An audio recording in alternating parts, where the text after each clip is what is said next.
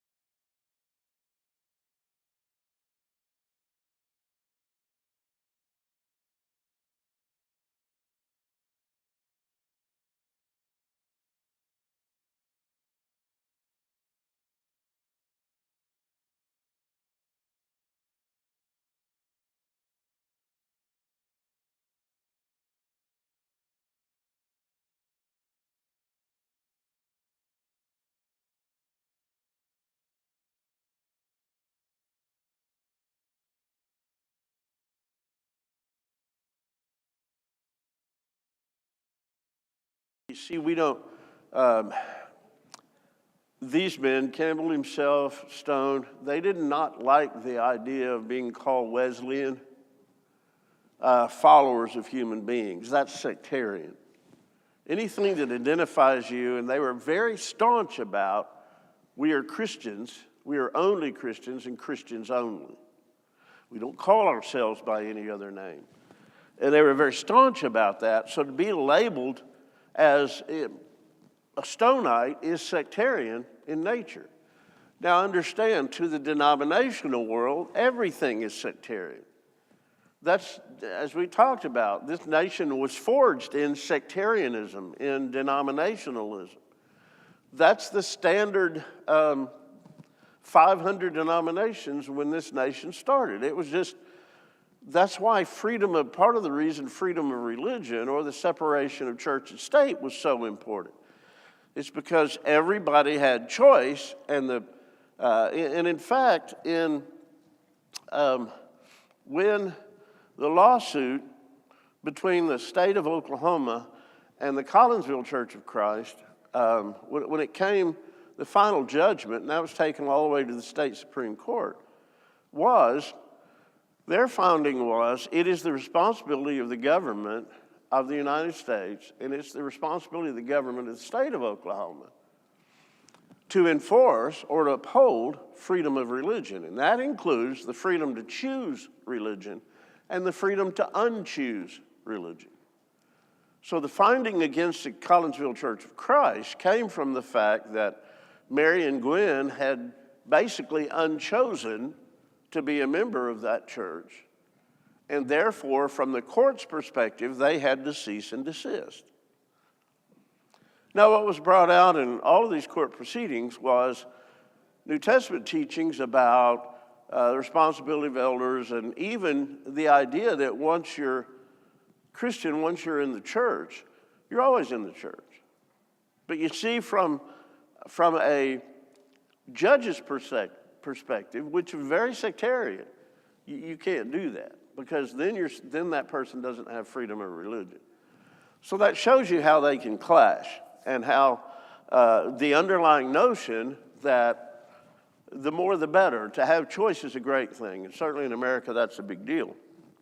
So when these guys come along, and when we all give respect, and folks, we owe so much to anybody. We owe a lot to Martin Luther. Doesn't mean we venerate him. Doesn't mean we even agree with him. It means that we honor him for having the guts, if you will, to stand up to the Roman Catholic Church and saying what you're doing is wrong, what you're teaching is wrong. That doesn't mean we agree with his conclusions. You don't have to buy the whole ox cart full of stuff. And so when we come down to these guys, like one of these men that I have tremendous respect for was Elias Smith, who we talked about. raised during he had come to age during the Revolutionary War, very concerned about the war. And I want you to notice, most all these guys, Martin Stone, who we're going to look at today, born in 1772, was 4 years old when the Revolutionary War came to its conclusion. And he was very much, he too heard the cannon fire. It was Patrick Henry, not far from his hometown, that give me liberty, give me death. That stuff, it were eaten up with it in the area. But understand, he grew up very insecure about the future, about the present. When you grow up in war, and I don't mean war that's on another, I mean when it's around you, it affects you in so many different ways. Not the least of which the desire for freedom, the desire for security. And I want to jump to our times in which we're living, or at least can remember. Do you guys remember the Jesus movement from the late 60s, early 70s? The Jesus movement was a countercultural movement of kind of throwing, remember in those late 60s, people had a lot of disrespect for, young people had a lot of disrespect for the government. We were in the middle of the Vietnam War. It was so much turmoil going on in the United States. Or Kent State, we were shooting our own students. There was just so much going on. And when you have those times of disruption, when you have those times when the lake's turning over and you don't know which way's up, you look for something to cling to, and historically, religion has presented. So there was this movement. It was almost countercultural. If you remember Godspell, if you remember Jesus Christ Superstar, if you remember, all of these were a statement that was as much anti-church as it was pro-Jesus. It was starting of there were communes that were started. This was the birth of contemporary Christian music because secular music flowed over into the Jesus movement and became like rock and roll, but with different lyrics and all of that kind of stuff. And so we had young people who were looking for something to hang on to, and they were not as, and understand, when everything is shaken down, sectarianism doesn't give anybody any security. And so there was this movement that we've got to get, and it was a non-denominational movement that didn't have a lot of understanding of Bible. These were people that were drawn to the message of Jesus, like Godspell. Jesus cares about everybody. Jesus Christ Superstar, that he's everybody's Jesus. And the church has kind of gotten in the way, et cetera, et cetera. What I'm trying to get you to understand is in these times of awakening, it often accompanies times of cultural disruption, major disruption. Are we going to be able to hold ourselves together? Are we going to be able to survive this war with Britain? Because they're much better trained, they're much better armed, all of those things. Are we going to be able to do that? So, as we talked about, Abner Smith, Elias Smith,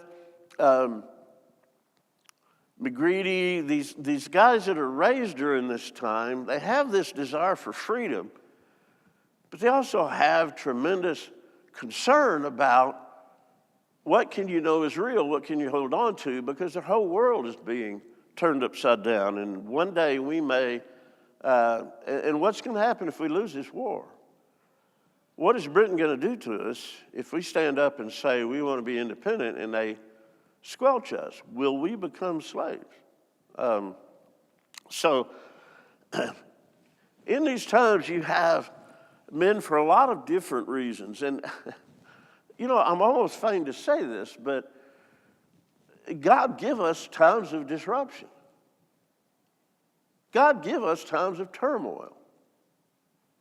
Because do you remember Desert Shield?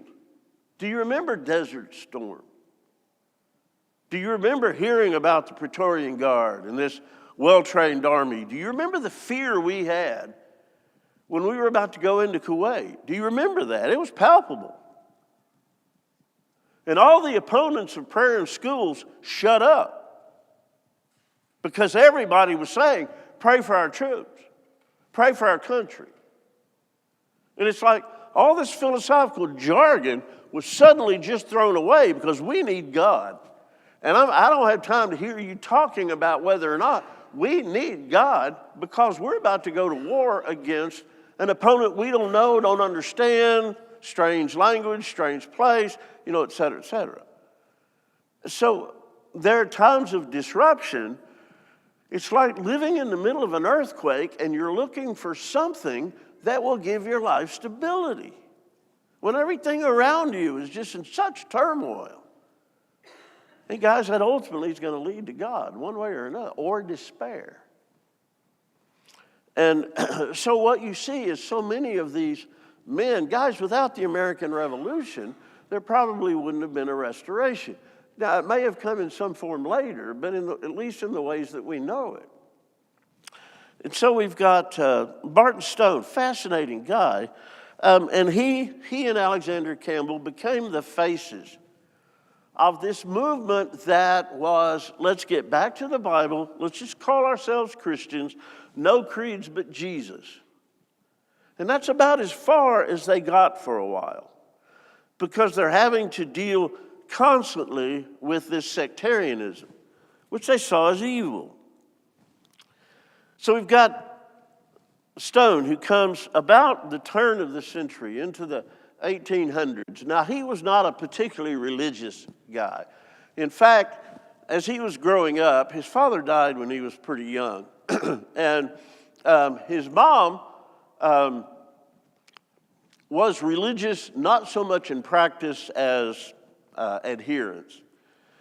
And he was confused by all the things that he would hear. He was confused by the different denominations. And he didn't, and I think, guys, the response of a lot of people is, I can't even get involved in that. I mean, there's so much disagreement among you guys. How do I sort this out? You theologians argue with one another. How am I supposed to go in there and just kind of choose your flavor? And what if it's the wrong flavor? Because you guys don't necessarily believe each other's going to heaven. So I think there's an attitude of a lot of people in the presence of sectarianism to just dump the whole thing. And that's kind of what he was, because, he would hear these discussions, peripheral discussions, and he realized there was so much confusion. But what was going on in the world really impressed him, and he decided he wanted when he was pretty young, he wanted a career in politics. He wanted to become a lawyer. He wanted to change the world. He wanted to be involved in this new nation. And religion was just confusing. It was kind of overwhelming. So I would encourage you, and by the way, I want to tell you about a man from our fellowship. Used to be a professor at the Hardy Graduate School of Religion, has written 3 volumes called In Search of the Ancient Order. His name is Earl West, tremendous historian. If you're interested in reading about Restoration history, there's 3 volumes. Volume 2 and 3 are actually in our library. Volume 1 was at one time, but somebody apparently has checked it out and hadn't brought it back yet. This is from my library. You're certainly welcome to borrow it if you will return it, and to read about this stuff, because he goes into great detail. We don't have time to go about these figures that, and I want us to understand, because the world looks at us in a sectarian way. I think we have rejected association with these guys. I am not a Campbellite. I'm not a Stoneite. The Christian church didn't feel that way so strongly, so they have embraced the history of that. And guys, we owe so much to these men. We're not followers of them. They wouldn't want us to be followers. That's sectarian. But the role that they played in opening people's eyes that led to your eyes being open, we don't venerate them, we don't worship them, but nor should we run from them. Saying, I don't want to be associated because I don't want to be known as a Campbellite. Guys, the sectarian world is always going to view us as sectarian. That's the only way they can view anything.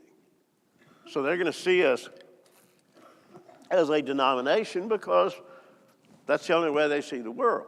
So don't worry about that.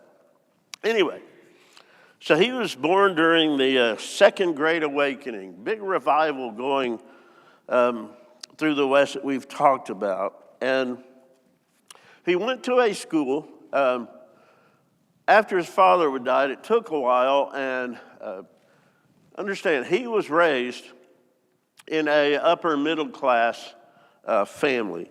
In fact, the first governor of Maryland, William Stone, was an ancestor of his. One of the signers of the Declaration of Independence, Thomas Stone, was the second cousin. He came from an upper middle class family, had connection. When his father's estate was finally settled, Stone got his portion, and he decided to invest that in education. He was going to pursue law, and as I mentioned, he wanted to become a statesman. He wanted to, as you can see, his connection to those before him who had been involved in politics. He's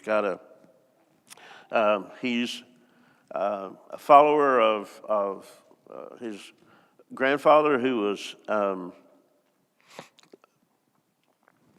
governor of the state. His second cousin was the signer of the Declaration of Independence. He really perceived this is he's kind of a Kennedy of that day. This is kind of the family thing to do. So there was a school nearby, not too far away, and he went and took the money that he'd gotten from his dad and enrolled in school and was pursuing law. Now, the guy that had started this school, understand, education is not where it is today. All the accreditation, all that, it's more of you choose and you find, et cetera. Not that the degrees are not accepted, but it wasn't the same way. So he went to this school. He's going to ultimately study law. And the fellow that started the school, a guy of great knowledge and esteem and all that, had built a 2-story log cabin, lived in the top, and had a school in the bottom. When Stone goes there, there's about 50 students. This guy, besides being a professor and all of that, is very religious. And Stone begins to realize when he's there, hadn't been there very long, this is a very religious kind of environment. And he decided, well, I think I'm going to move to somewhere else. There was a Presbyterian preacher by the name of McGreedy that came and preached. And Stone didn't go to the meetings, but the guys in the school did. And of the 50, 30 got religion and became Presbyterian. That frightened Stone even more. So he had decided, there's this religious fervor. It's going everywhere. That's why it's called the Second Awakening. There's revival, there's sinners in the hands of an angry God, there's all of it. And McGreedy was very good at that. McGreedy was good at scaring people out of hell, that kind of revivalistic preaching. And he was very good at it, had a lot of converts, etc., including 30 of the students from the school. So Stone decides, I'm going to go ahead and move on, go to a different school. And the day he was going to leave, there's a tremendous storm, so he has to stay there. And one of his colleagues there at the school invites him and say, just come here, McGreedy. So he did, and he went and he listened to him, and he was very impressed. Now, he didn't convert or whatever, but it stuck. There was a seed planted, in his head, and he went ahead and stayed at school. Long story short, in about 3 years, he then starts studying things like, in about 3 years, he applies to become a Presbyterian preacher. And he has to go through process. We talked about about 3 weeks ago about getting his license, all that kind of stuff. And they brought him before the synod. He had to present sermons and papers and show training he'd received and all of that. They would decide whether or not he could be licensed, but when they decided that, and they decided he would be, you don't get your license, you have to come back in 6 months. They met only every 6 months. So in that 6 months, he had a lot of time to think. He began to have some doubts.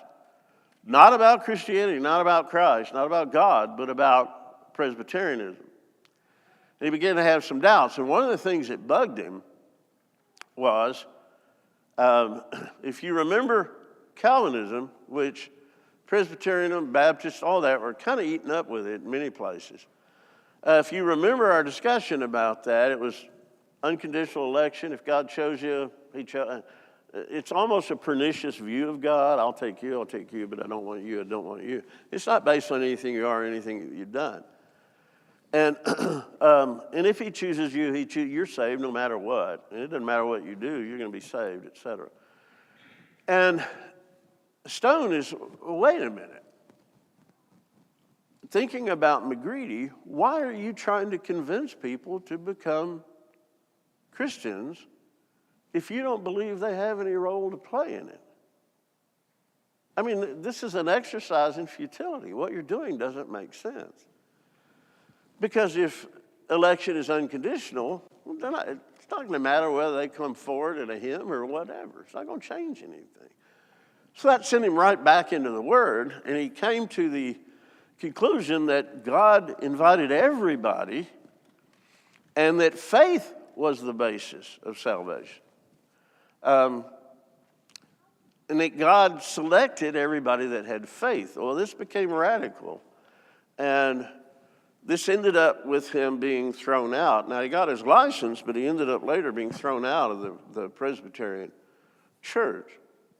And he actually, it was a friend of his that got thrown out. The 5 guys that I read to you about, the last will and testament of the Springville Presbytery, those 5 guys were very similar with him. And one of them, McNamara, went before the board, and they ended up, we're going to get rid of you. And so all of them went and said, we're withdrawing from you, and we're going to start our own presbytery, which they did. And a year later, they dissolved it. Now, I want you to notice one thing, and I got to backtrack a little bit before this. I want you to see something that's very foundational in his life. I'm going to characterize to you, and I think this is fair. Alexander Campbell, very left brain, very intellectual, but Barton Stone, very right brain. He was very caring. He was not charismatic like Campbell was. He was intense. But his plea for unity was very much not theological. It was very much, I don't want to see anybody go to hell. Campbell was a little more cut and dry. It's everybody needs to be together because it's the right thing to do. If you don't choose to do that, you're going to hell. Tough for you.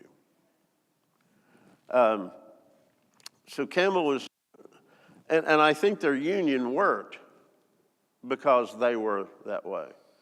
I think Stone brought things to Campbell that Campbell used, needed, vice versa. I think it was very much Paul and Barnabas. Okay. Now, let me tell you part of the impact. Let's go back before he even becomes, he's now still a Presbyterian preacher. He's in a place called Cane Ridge. And he went there because it was kind of a desert. He was shocked at how little spirituality was in this area because there's a revival going on in the United States. And he goes there to preach.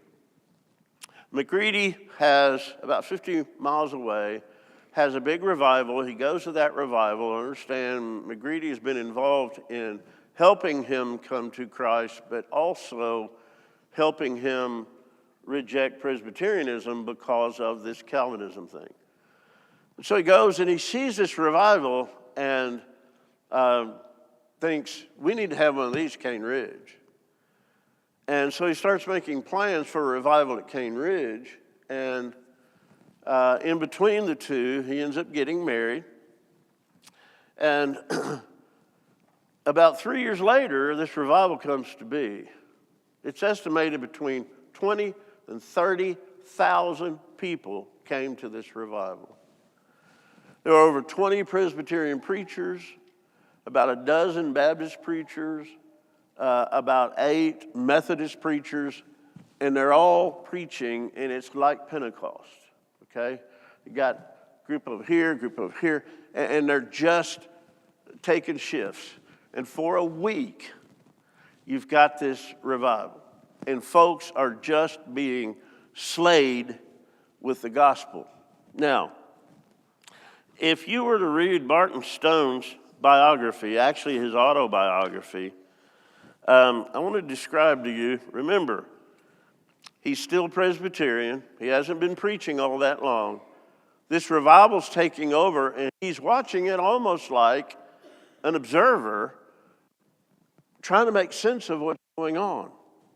Okay, so people are receiving the word, and they're responding, and their conversions generally were like a convulsion. Okay, so Stone identifies several different ways that people are receiving the gospel of Christ. What he identifies as the falling exercise. When people would receive the message, they would fall out. And sometimes they would be unconscious for 30 minutes. They didn't know what to make of that. There was the jerks, and those weren't people that were there. That was a response to the message. People would start jerking. There was dancing exercise, that folks would be overwhelmed by the Spirit and conversion, that they would start dancing. There was a barking exercise. Now, what he contributed this to is there were people who had the jerks, and when they would jerk, they would grunt. But some people took it as a bark. So it became known as a barking exercise.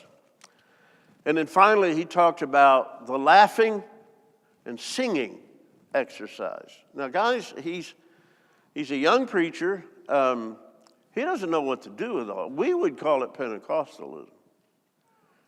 But he did say something that he and a couple of his friends observed that they couldn't explain, was that people would fall out, they would be unconscious, and singing would come from their chest. Not from their mouths, not through their nose, from their chest. He didn't know what to make of all this. Now, he was not in a place where he's going to deny anybody conversion. Now, I want you to understand something about him. Remember, at this point is we all need to be Christians. We all need to have no creed but the Bible. We're not going to have any confessions of faith.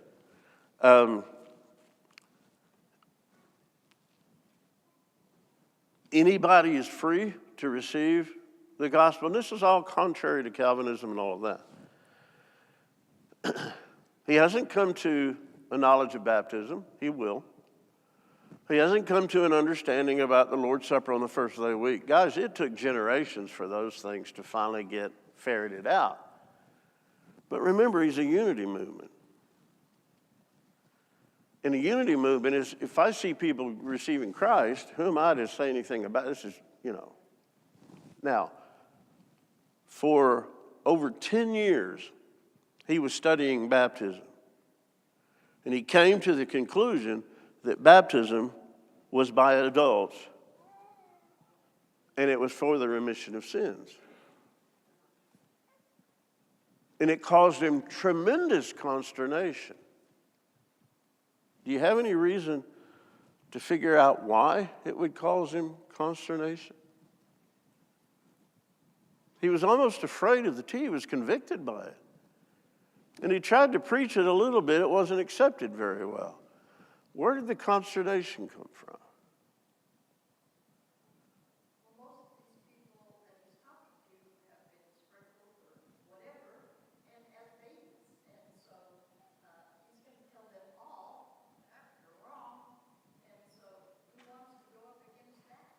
Okay? From his perspective, do you understand this is the most sectarian teaching there can be? Because it's going to separate people. This is counter to a unity movement. Because I'm going to tell people what generally nobody believes at this point, and it's going to separate people. Now, he's got an internal fight going on because, remember, Bible only, Christians only, in matters of doctrine, unity, in matters of opinion, freedom, in all things, love. That's his heart. That was the main slogans attributed to him. And he's wanting everybody to get along, and he's seen the sectarianism and all of that, and he studied himself into what is going to become for him the most sectarian, and what I mean by that is divisive.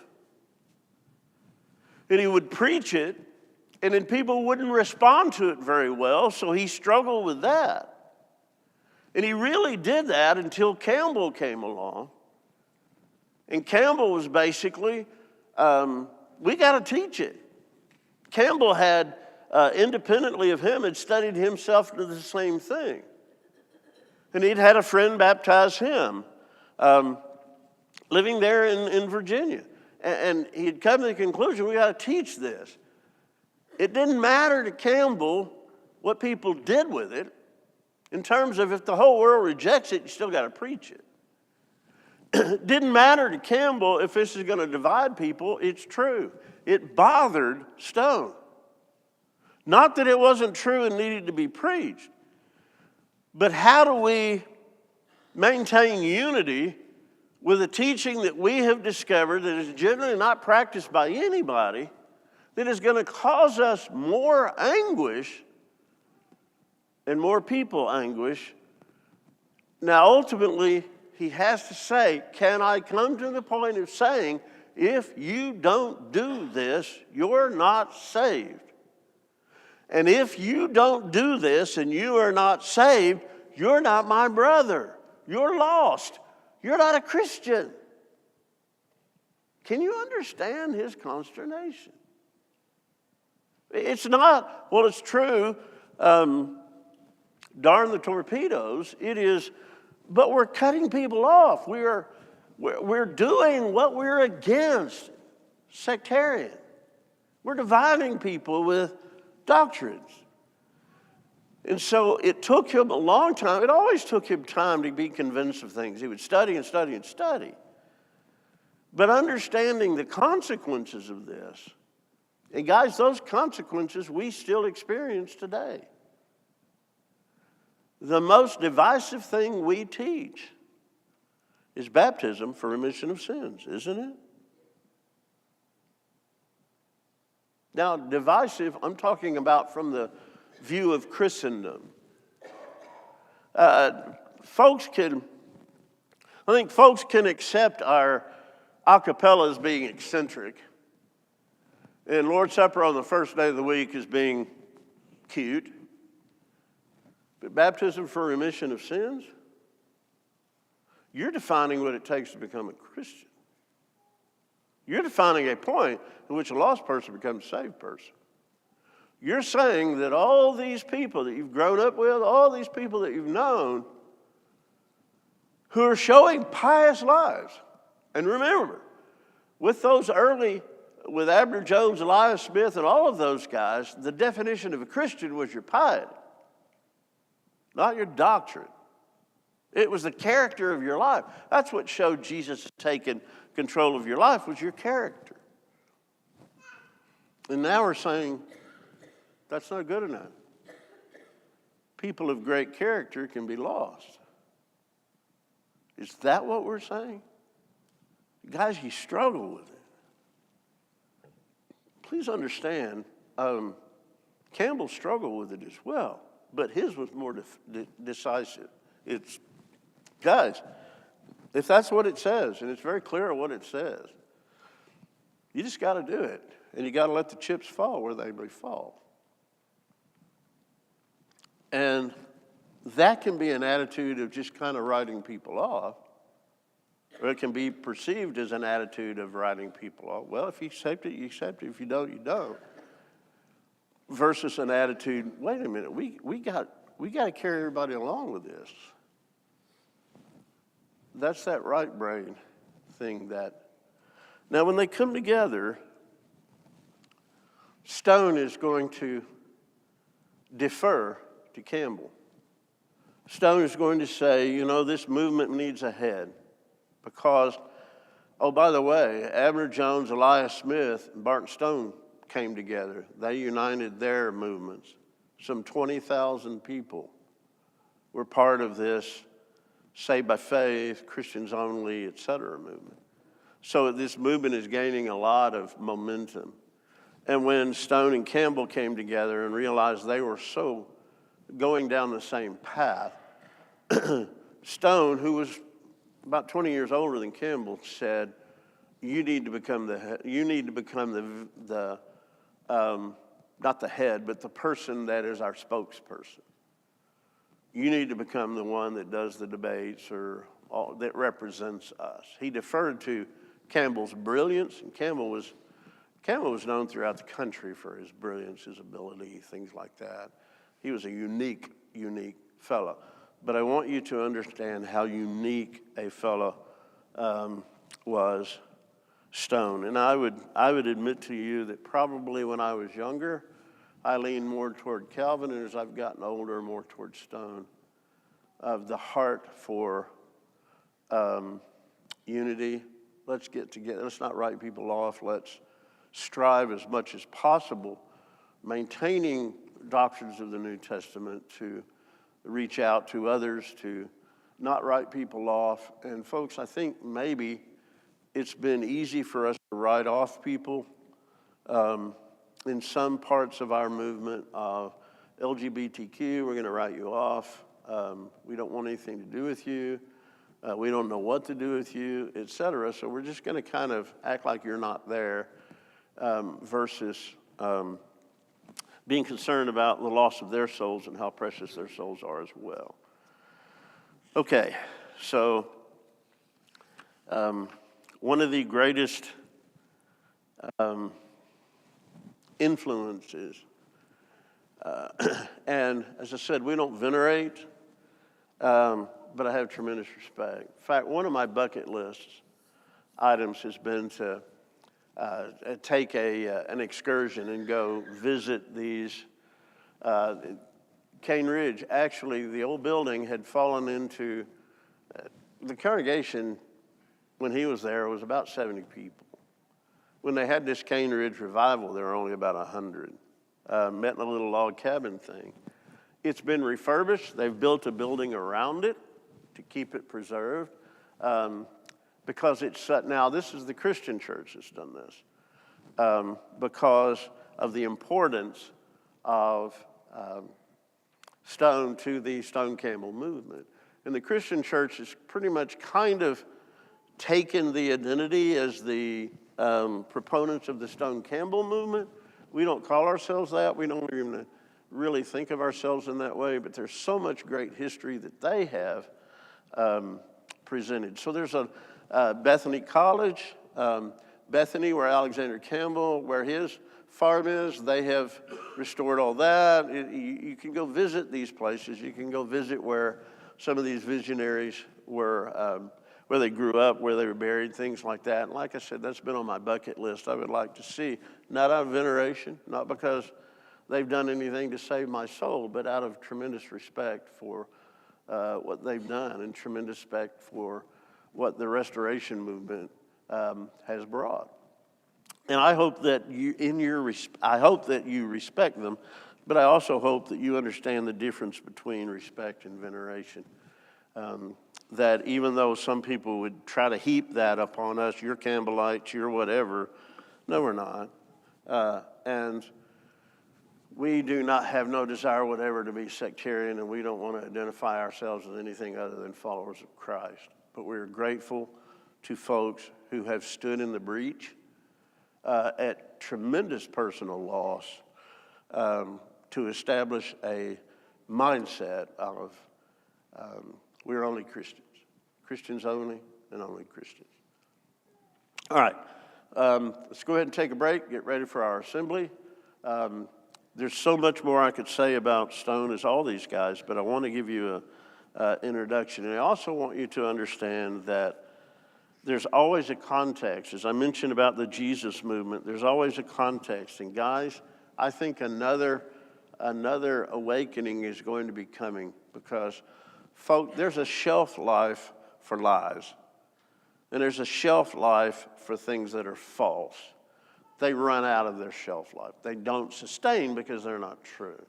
And there's going to come a time, and it may be another upheaval. It may be government overthrow. It could be a Great Depression, something like that. But like Desert Storm, it's going to make people want to grab something that's real. And in this country, even if we reject it, we know what is real. And it's God. And you're going to see a very strong desire to turn back to God, like with the Jesus movement. We need to be sharpening our swords. And I'm not saying wait on it, but we need to be ready and realize that it's inevitable for that to come. And at that time, people are not going to want to hear televangelists. They're not going to want to hear prosperity gospel. They're not going to want to hear everything's okay. They want to hear the truth. What am I going to be judged by?